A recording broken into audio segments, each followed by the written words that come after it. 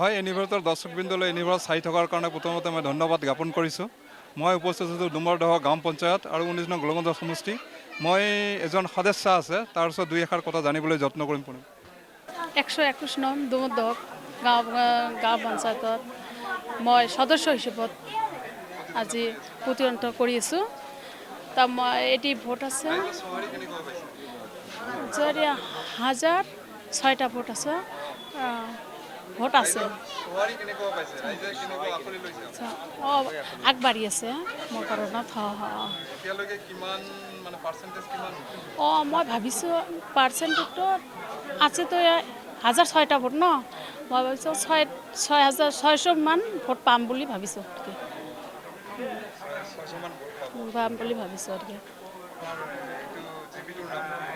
জিপিটোৰ নাম ডুমৰদহ জিলা পৰিষদ কি আছে, গোলগঞ্জ পৰিষদ।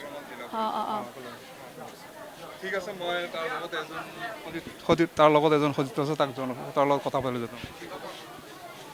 ইনশাল্লাহ এইটো মোৰ ভাবি হয় আৰু বড় ভাইৰ এইটো মানে দাদাৰ কি ৱাইফ।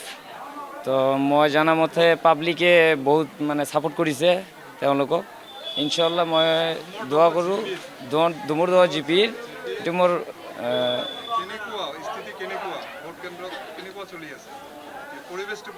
পৰিৱেশটো ইনশাল্লাহ ভালে চলি আছে।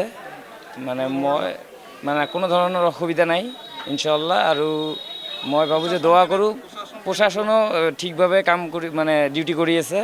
মই দোৱা কৰোঁ যে 1006টা ভোট আছে, ইনশাল্লাহ ভাবি 800 ভোটত ইনশাল্লাহ জিতিব।